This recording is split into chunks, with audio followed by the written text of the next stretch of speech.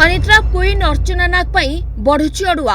Akshay Parija blackmailing मामला रे अर्चना को विरोध में चार्जसीट डील बेलर प्रमाण सह डॉक्यूमेंट दाखल।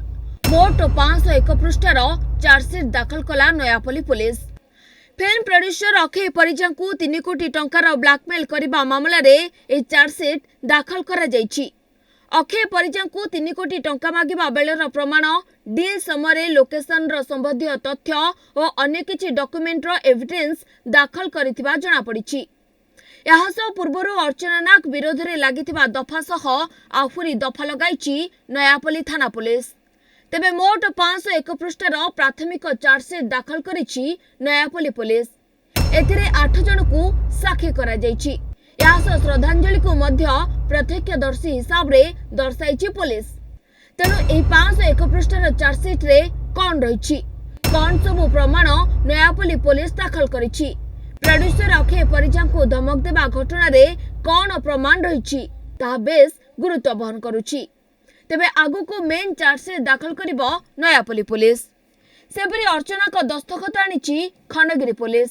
जबत डायरी अक्षर सह हस्ताक्षर मेल खुआजिबो। या परे आउरी गुमर खोलिबो बोली जणा पड़िछि। तेबे तदंतरे पुलिस रो ए प्रिलिमिनारी चार्जसीट अभियुक्त को दोषी साब्यस्त करिबारे केते सहायक होई पारुछि ताहा परे मध्य नजर रहिछि। सेबडे 1.5 मास धरी अर्चना नाग मामलार खोलताड़ करुछि ईडी। तेणु ईडी मध्य चार्जसीट दाखल नै प्रस्तुति करुछि। खूब शीघ्र ईडी मध्य तार एविडेंस प्रोड्यूस करिबो। अन्यपटे द्वितीय पर्यायर जगबंधु को 4 दिन रिमांड रे नेछि प्रवर्तन निर्देशालय। डिजिटल संबंधी तथ्य आधार रे तांकु जेरा करा जाउछि।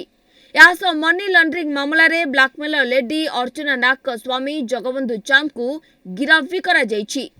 पूर्वरु 9 दिन रिमांड रे नै आर्थिक कारबार मामला रे जेरा करिथिला ईडी। अर्चना जगबंधु को एकाठी बसाई खोलताड़ करा जाउछि। तेबे एथिरे कौन सबु तथ्य मिलिछि बा ईडी हाथ रे लागुछि ता बेस गुरुत्वपूर्ण।